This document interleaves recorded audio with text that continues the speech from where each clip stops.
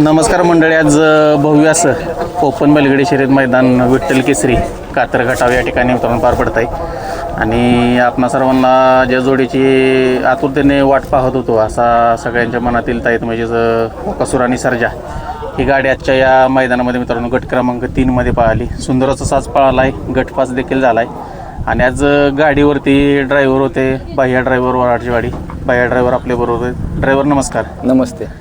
काय सांगाल आज या बैलगाडी शर्यत क्षेत्रामध्ये म्हणायला गेलं तर 13 देशातील लोक किंवा जेवढे कोण प्रेक्षक बघतात त्या सगळ्यांची इच्छा होती की बकासूर साजा गाडी पुन्हा एकदा पळावी. ती गाडी आज पळाली आणि त्याचा ड्रायव्हर आज तुम्ही होता की तुम्हाला त्याच गाडी चालवायचा मान मिळाला. काय सांगाल?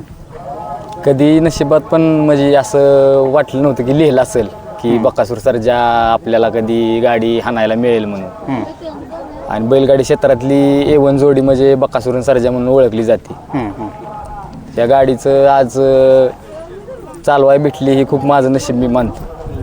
ज्यावेळेस तुम्हाला समजलं की आज गाडी बसायची त्यावेळेस काय आनंद होता मनामध्ये म्हणजे एक वेगळ्या प्रकारची भीती जरी म्हणलं तरी चालेल की आज एवढी मोठी गाडी आणि एवढा मोठा विश्वास आपल्यावर टाकला आहे, तो विश्वास सार्थकी लागतोय का अशी खूप मनात म्हणजे शंका कुशंका होत्या.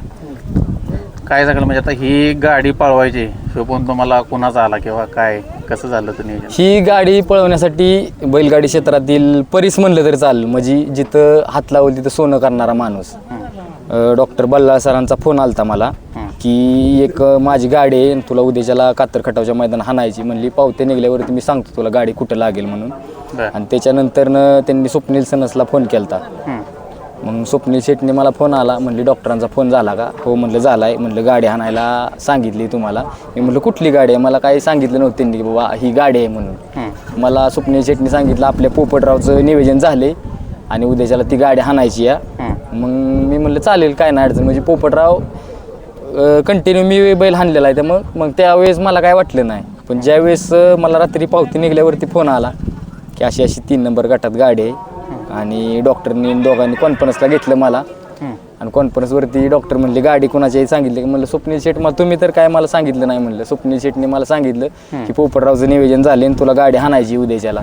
मी त्यांना ठीक आहे म्हणले तुला सांगितलं गाडी कोणती आहे ती? म्हणलं नाही सांगितलं. मग त्यावेळी डॉक्टरांनी मला सांगितलं रात्री 9 वाजता क्षेत्रातले महारथी यांच्या स्पीड बद्दल सर सांगा, कशी गाडी पाहायला गटाला कशी स्पीड आहे दोघांचं? गाडी दोन्ही बैलांचं स्पीड एक वेगळं आहे. सगळ्यांच्या मनात होतं की त्या 8 नंबर तासावरची गाडी पुढं पळत होती, पण मला कॉन्फिडन्स होता की किती गाडी कोणती जरी पुढं पळाली तर ही दोन्ही बैल वेगाचा शेवट म्हणून ओळखली जाते. किंवा बकासूर झाला सर्जा झाला, टॉपचं स्पीड आहे बैलांना दोन्ही पण. आता बघायला गेलं तर म्हणजे या मैदानात येणारे असत किंवा जिथं जिथं त्याला 13 देशात 14 देशात बघितलं जाते तिथं आज सगळ्यांचं लक्ष या गाडीकडे होतं. त्या गाडी ड्रायव्हर तुम्ही आता शंभू आहे बाह्य आहेत. कुठंतरी आता एवढी मोठी गाडी चालवायला भेटणं म्हणजे आता संधी अशी वारंवार येत नाही. त्या संधीचं सोनं करावं लागलं. आता गटाला जर बघितलं तर तुम्ही सुंदर अशी गाडी पळवली, कसं वाटलं असाच पळताना? नाही, खूप सुंदर अशी गाडी पळते आणि प्रत्यक्ष आपण कधी गाडी हाणली नव्हती बकासूरची. आज फर्स्ट टाइम गाडी. त्या दिवशी सर्जाची गाडी मी पेडगावला मारली होती पण बॅड लक गाडी फॉल झाली.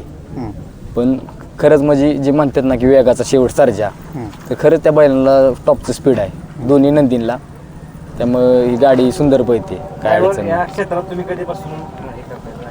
आता मी तसा माझा नाद खूप जुना आहे, म्हणजे बंदीच्या आधीपासून मी ह्या क्षेत्रात आहे.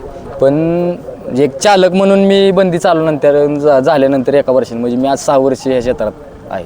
आणि मग अशी शंभूदादा पण म्हटलं की बाह्या ड्रायव्हर आमचा पूर्ण विश्वास आहे आणि तो उगवता तारा या क्षेत्रातला, कारण त्याच्याकडे हात चप्पल एकदम आहेत. काय सांगशील, एवढा विश्वास आहे? नाही, माझ्यावर अभिजित भाईंनी असो किंवा शंभूने असो किंवा स्वप्नील शेट सनज असो किंवा बैलगाडी क्षेत्रातील मी परीस म्हणतोय की हात लावल तिथं सोनं करणारा माणूस, की अनेक बैलांना जीवदान दिले. माझ्या समोरच्या गोष्टी आहेत त्या किंवा काय, त्या माणसांनी माझ्या एवढा विश्वास मोठा विश्वास टाकला की तो विश्वास माझ्याकडून सार्थकी लागाव हा माझा 100% प्रयत्न राहील. तर भैया थोडंसं तुमच्याविषयी लोकांना कळू द्या. बाह्या ड्रायव्हर तुमचं नाव काय? माझं नाव आकाश शिंदे. मग गाव कुठलं आहे? गाव हनुमंतवाडी. हनुमंतवाडी तालुका फलटण. आता या शर्यत क्षेत्रामध्ये सुरुवात कशी झाली, म्हणजे काय कसं आला या क्षेत्रात? शर्यत क्षेत्रामध्ये म्हणजे एक माझा वैयक्तिक स्वतःचा घरचा खोंड होता आणि एक माझ्या मित्राचा खोंड होता. ज्यावेळेस मैदानात आम्ही यायचो, आम्ही घरी ट्रेनिंगला मी गाडी हाणायचो पण ज्यावेळेस मैदानात आम्ही यायचो त्यावेळेस घरी फेऱ्याची गाडी हाणणं मैदानात गाडी हाणणं जमीन आसमानचा फरक आहे. मग त्यावेळेस काय होतं, एखाद्या ड्रायव्हरला बोललं आपण की बाबा गाडी आमची अशा गटात आहे, गाडी हाना तेवढी आमची, तर ड्रायव्हर आम्ही सांगितलं की त्या गटाच्या टायमिंगला आम्ही दिसलो तरी अशी तोंड लपवून जायची. मग एक दिवशी मी निश्चय केला की आपण घरी गटाला गाडी हाणायचं, आपण डेअरिंग करत नाही, आपण घरी फेऱ्यावरती गाडी मारतोय, मग आपण मैदानात बी करू शकतो. आणि एक दोन लोकांनी मला चॅलेंज केलं होतं की मैदानात गाडी हाणणं कुणाचं बाहेरच काम नाही.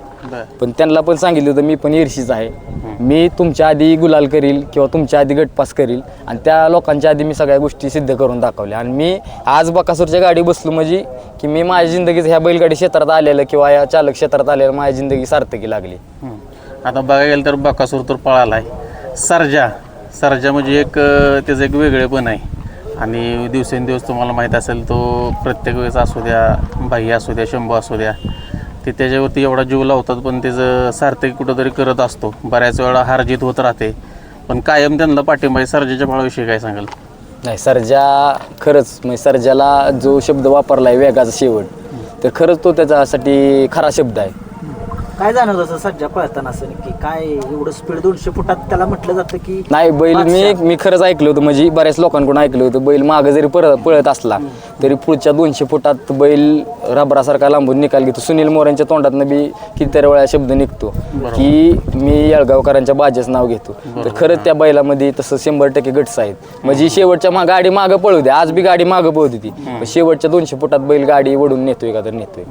त्याचं एक ती वेगळेपण आहे, तो प्रत्येक वेळी ते सिद्ध करत आला की आता एवढे मोठे समालोचक, आता जेवढा अनुभव आहे त्यांनी सुरुवातीपासून आजपर्यंत सगळे जुने नवी सगळी बैलं बघितल्यात, त्या बैलाबरोबर उपाधी द्यायचं म्हणजे ते असं हलक्यात काम नाही, ते सिद्ध करून दाखवते प्रत्येक वेळेस. नाही, त्याच्यात ती गट्स आहेत 100%. आता त्याच्याबरोबर पळालाय बकासूर. आता या बैलगाडी शर्यत क्षेत्रामध्ये कधी असं कोणाला वाटलं नव्हतं की गावठी बैल पळतील किंवा काय होईल, पण त्या बैलांना आज इथपर्यंत नाव केलं आहे. आणि सर्जाचा एक भाऊ म्हणून त्याच्याकडे बघितलं जातं. या क्षेत्रामध्ये त्याला बैलगाडी क्षेत्रातला देव म्हणून त्याला उपाधी मिळाली, 12 वेळा हिंदकेसरीचा मान मिळवला. काय सांगाल त्याच्याविषयी? नाही, बकासुरा बैल खरंच म्हणजे एक त्या बैलाने वेगळं विक्रम करून ठेवलेला आहे इथं. आणि तो शर्यत क्षेत्रात पूर्णपणे वेगळा बैल आहे की त्या बैलाची आजपर्यंत पण त्या बैलाची कोण जागा घेतली नाही आणि इथून पुढं पण घेऊ शकत नाही असा बैल आहे. शंभू दादाबद्दल काय सांगाल? नाही, शांत संयमी गाडा मालक, त्यांच्या ते गट्स आहेत. ड्रायव्हर बद्दल काय सांगशील? आज खऱ्या अर्थानं सुंदर अशी गाडी पळवली. नाही, गाडी म्हणजे जसं म्हणजे मी अपेक्षा केली ती कसं आहे, सर्जाला जरा 2-3 गोष्टी सर्जाला जास्त मारावं लागत नाही, सर्जाला फक्त डोक्याने हाणावं लागतं. म्हणजे ज्याला तो कळला तेव्हा म्हणजे परफेक्ट झाला क्षेत्रात. मग ती जी मागण्याची मी बघत होतो गाडी हाणताना जी चालू होतं त्याचं हाताचं किंवा शेपटाचं म्हणा, तर ते एकदम परफेक्ट चालू होतं.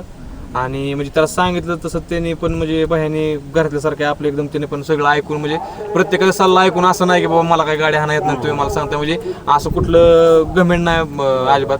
आणि कसं आहे की त्यानं आजपर्यंत मोठ्या गाड्या त्याला हाणाय कधी गावल्या नाहीत, पण ज्यावेळेस त्यानं हाणल्या आता मागं पण मला वाटते बोरजावाड्याच्या मैदानात सचिन त्याला गावला, त्याने एक करून दाखवला. म्हणजे त्या तेवढी क्षमता आहे, पण त्याला तेवढ्या बैल भेटली ना आजपर्यंत.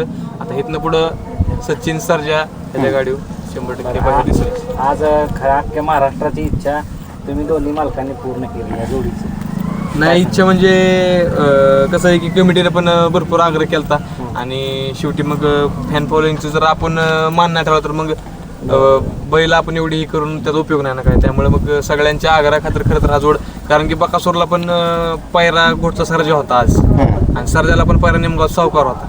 दोघांचे पण वेगवेगळे पैरे झालेले होते आज. आणि कमिटीने नंतर बोललं तरी दोन्ही पण पैरे मोडून त्या पण मालकांनी असं म्हणजे पण आम्हाला जाऊन सगळं म्हणजे जुळवून आला योग. आणि तुमच्या हाताला तर काय लागले जरा थोडं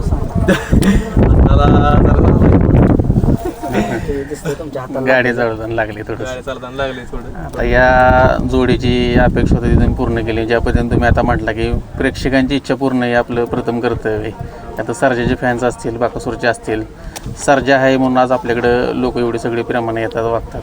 आणि तुमचं जर बघायला गेलं तर सर्जाचा तुमचा एवढा जिव्हाळा आहे. आपण बघितले की म्हणजे भावभाव ज्या पद्धतीने असतात त्यावेळी प्रत्येक गोष्ट तुम्हाला त्याची न सांगता पण सर्जाला कळते, एवढा तुम्ही जीव लावताय.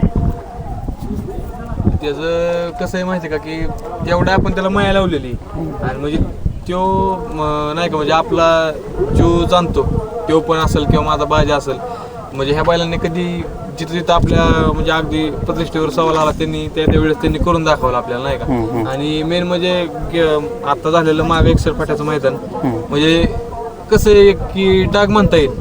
आमच्यावर जो डाग होता की बैल तुमच्यापेक्षा आल्यापासून एकदा भिंत घेऊन झाला नाही. म्हणजे दोनदा आम्ही पेडगावचा सेमी पण काढला, कोरेगाव सेमी पण काढला, पण आम्हाला निकाल भेटले नाही. पण हिथं जे म्हणता येईल की जो आमच्या डाग होता तर त्यानं तो पुसून टाकला आमच्यावर. त्यानं आमच्या धावून येऊन हिंद केसरीला तो फायनल बरोबर. कुठं आजपर्यंत नाराज केलं नाही. नाराज त्याने कधीच नाही केलं.